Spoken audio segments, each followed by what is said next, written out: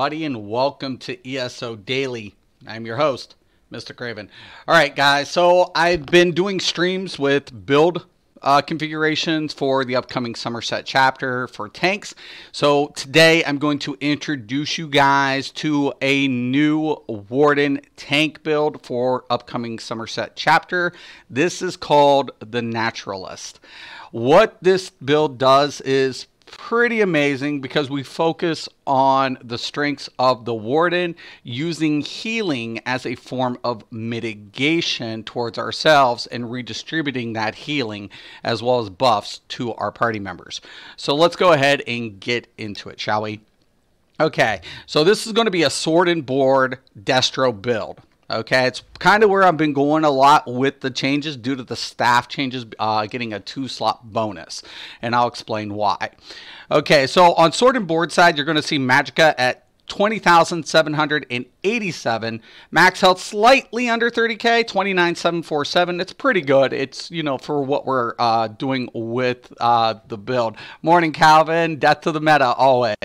Stamina on the board side is going to be 21,656. Now, keep in mind, on the board side, I want more stamina. Why? So when I pick up a shard or a hidden orb, I'm getting the stamina utility. So I'm getting the stamina recovery, right? All right, so just heads up. Now, prior to my buffs, you'll see my spell and my physical resistance at 22,868. Keep that in mind. It is a little low, but I will go ahead and get into it. To the left, you're going to see Magicka as allocated at 14, health at 32, stamina at 18, and we're running the Lady Mundus, which is increasing our spell and physical resistance. We are going to be using the triple max food, and as well as using vampirism for that undeath passive. Really comes in handy. All right, so on the staff side, you're going to see a slight difference because now you're going to see my Magicka higher than my stamina, right? That's important. So when I'm on the staff side, if I hit the shard or orbs, I'm getting Magicka return back. So board side, stamina return on utility. Staff side, Magicka return on utility. Plus, keep in mind, on the staff, when we take a look at destruction staff, and we go into Trifocus, fully charged frost, heavy attacks, taunt the enemy, and while a frost staff is equipped, blocking now costs Magicka, where on sword and board, it's going to cost stamina. That's really big, but also keep in mind in ancient knowledge, frost staff also reduces the cost of your blocking by 36%, right? And increases the amount of damage you can block by 20%. Hi, Scott. Welcome to the stream. So that's kind of very important why we're going with that, okay? Very, very important. All right, so let's go ahead and get into the sets. What we're going to be doing. We're going to be using the redistribution set, right? This is a craftable set that you will find in the Imperial City districts in the Arbitorium. Now, what does this set do, and why did I select to use it? I selected to use it for two main reasons. One, it gives me all my base stats. So I get max health, I get max stamina, I get max Magicka. Now, here's the deal. When I heal myself, when I heal myself at full health, I heal an ally within 15 meters for an additional 2,628 health. This effect can occur once every 3 seconds. So essentially what I'm doing with this set is alleviating the burden of the healer and maintaining their resources. So I'm taking a little bit of that burden from the healer and using a form of mitigation to heal myself and redistribute it. With that in mind, I'm also going to be using the leeching plate set, right? The leeching plate set's really big because I'm going to get that max health. I'm going to get healing taken, healing taken. When I take damage, I have an 8% chance to summon a cloud of leeching poison under the attacker that deals 1,446 poison damage in a 4-meter radius. So the more mobs that are under that, the more I'm going to get healed. Every second for 5 seconds, I get healed 100% of the damage. So all of a sudden, that leeching cloud goes under them. I'm getting healed. When I'm fully healed, I'm redistributing health to my other party members. Very simple. And I'm also going to use the Sentinel set. Now, the Sentinel is going to increase my healing. Now, you'll notice that I'm an Argonian, and with this build, the Argonian works. Why is the Argonian going to work with this? A lot of people take the Argonian because of the passive due to the resourceful passive, which is the, gaining health, magic, and stamina. But that's not why I opted to take this setup. I went for the quick mending. I'm going to increase my healing done and my healing received by 5%. Sure, Resourceful is very good passive, but with the Warden tank, Argonian really going to maximize with this build because of the quick to mend passive. All right, so let's go ahead, go back into the sets. Okay, so you'll notice I have an ice staff, right? It's with the weakening enchantment, but this is Nirnholm. The reason I want to utilize the Nirnholm is to increase the healing effects on the staff side. That's why I'm going to go ahead with the Nirnholm trait on staff. Now, I'm going to be using the Mace of Redistribution with Infused with the Crushers. With a lot of these changes due to Night Mother's Gaze and Sunder, it's more important now than ever to utilize the Crusher. I have used Decisive, and I really like Decisive trait, but unfortunately, I've got to maximize how much resistance I'm going to go ahead and debuff said target, and Infused is going to maximize that Crusher enchantment. You're going to also see I have the Shield of Redistribution infused with the Stamina Glyph. Remember, I want Stamina on the Shield, so when I switch over to the Shield, I get that Stamina, so when I hit a Shard or an Orb, I get Stamina Recovery. If I'm on Staff, I'll get the Magicka. All right? So we have a heavy head of Sentinel with the Multi-Effect Enchantment infused. This is ideal. All right? So it's a 5-1-1 config. We want to maintain that Undaunted passive of 6%. You're going to see my Curse of Leeching is infused max health. I want to take that up to close to the 30k. I did have the multi-effect enchantment, but I wanted to push up a little bit more health. I was more than comfortable with resource management, so I just wanted to go with 1 health. So I have 1 multi-effect, 1 health, and then my legs have the multi-effect enchantment as well. So my shoulders are going to be medium, sturdy, ideal. Waist, Sash of Redistribution, sturdy, max magicka, ideal. Gauntlets of Redistribution, sturdy, max health, ideal. Once again, multi-effect enchantment, infused. If you're going to use a multi-effect enchantment, go with the bigger pieces. Make sure they're infused. You'll maximize more of the enchantment's effect. Sabatons of Redistribution, sturdy, max magicka, ideal. We have the Necklace of Leeching. Now, this is very important. If you are going to be an Argonian tank, in my honest opinion, Alchemy Acceleration Enchantment is the way to go with the infused trait. Why? You typically get a 5-second reduction for each piece. That's 15 seconds. By using the infused trait, we're reducing that by 7.6 instead of 5. Really, really huge, especially when we're going to use potions to recover resources for the resourceful passive. So they're all infused with the reduction, with the Alchemy Acceleration enchantment. All right, so let's go ahead and get into the skills really quick. Primary bar. Okay, so Pierce Armor, no change. Major Fracture, Major Breach. Debuff Taunt. We want the Elemental Weapon Expert. I'm utilizing this majority on my tanks. Why? The debuff. I have a chance to apply Concuss. That'll increase my DPS's damage, right? This is also going to be a big boon because we're also going to be using the Lotus Blossom.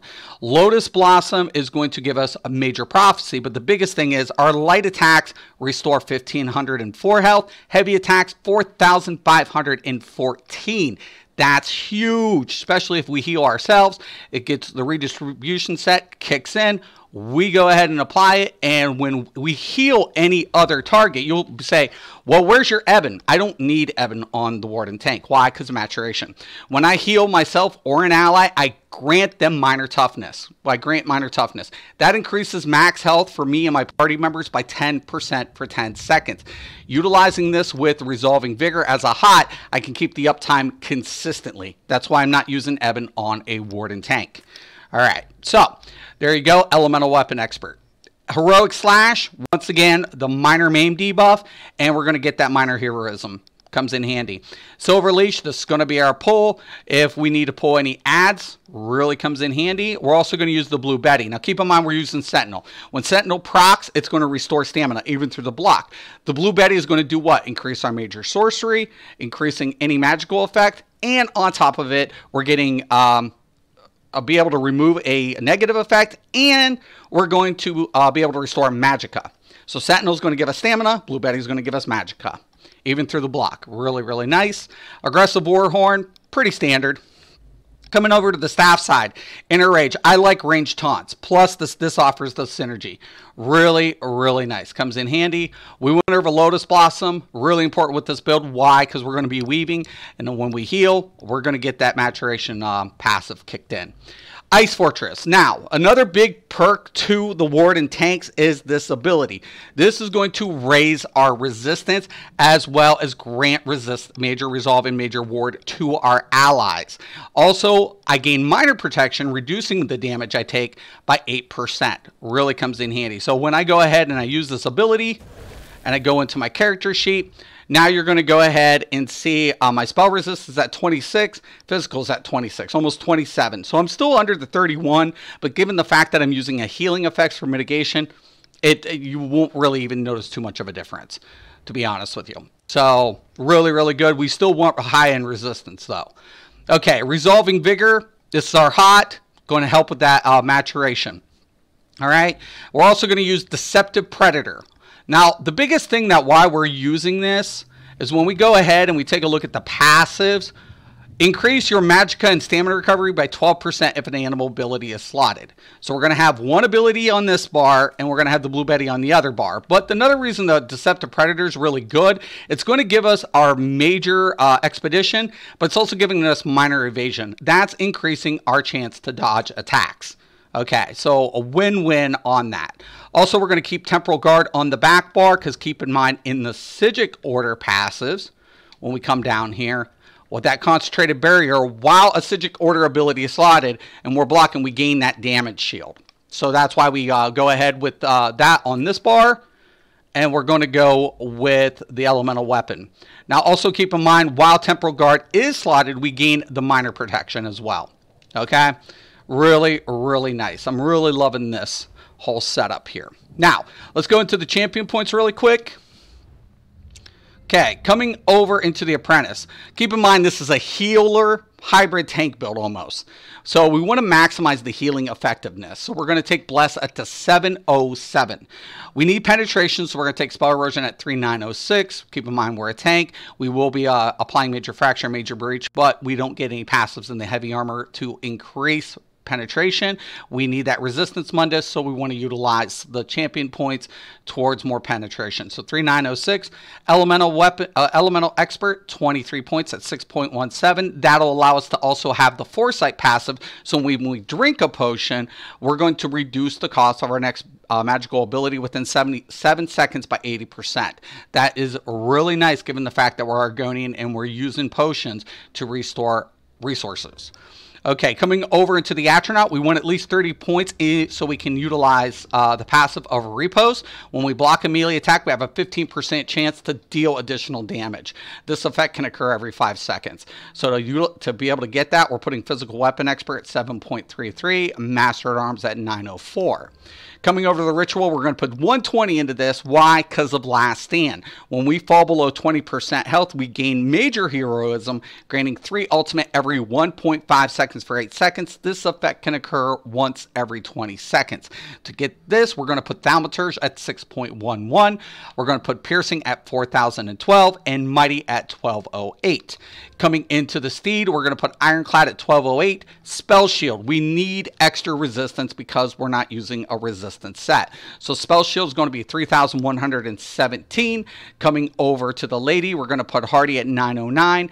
We are a Vampire. We want to shave off some of that extra fire damage. So Elemental Defenders at 1208. Nothing's in the Thick Skin. I usually put some in the Thick Skin, but given the fact that I'm healing quite a bit, I didn't feel like this was going to be a major necessity based on the amount of resistance I need. With that said, I'm putting Heavy Armor Focus at 3,117 also, and I'm going to put Quick Recovery at 12.2, keeping in mind that I'm also an Argonian and I'm getting that 5%. That's going to be applied as well as the Leeching. So we get 8, we get 5. That's 8, 9, 10, an extra 13% on top of this. So yeah, 25%. Healing received really comes in handy, especially when we're doing what? Healing ourselves. Okay, coming over to the tower, we're getting Warlord at 10.22, reduced the sprint cost by 12.10. We're going to put Tenacity at 6.17, Arcanist and Mooncalf 909. Healthy to offset some of the negative aspect to Vampirism at 707. Coming over to the Shadow, we want to use Shadow Ward at 22.08 and Tumbling at 8.23, and that is how the champion points are allocated. So let me check out the comments here. Yo, Mister, can I ask you something off subject? You could probably get me on another video, Scott. This is just a build video, so I'm going to keep it to the build. Hi, Enslaved. Hi, Papa. I hope you guys are doing really good. So I'm going to go ahead and I'm going to travel really quick, and I'm going to show you guys how this really works really quick. Okay. Just really quick, because I'm not going to do a dungeon walkthrough. I'm on PTS. Especially with the maturation. That's the most important aspect. Show you guys. So we're not using a shielding system for our mitigation. So what we're able to do, like I said, we're able to, you know, offer resistance to our party members. That's going to shave off how much damage they take, as well as offer the maturation. So if you have a Templar healer, a DK healer, it's really going to be nice to utilize this type of tank, because we're going to be able to give the bonus, the health. Okay, so I'm going to do a pull. And then you're going to see my health go up while I'm in combat.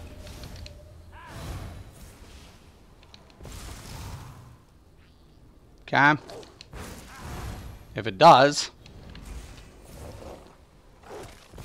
There it is, 32. So it goes up to 32. You see? So our health, max health will go up to 32. We gotta get that Lotus Blossom out though.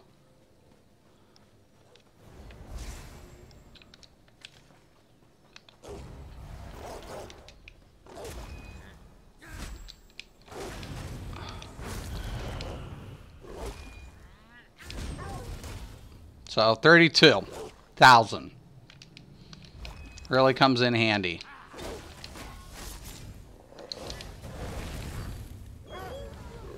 Okay.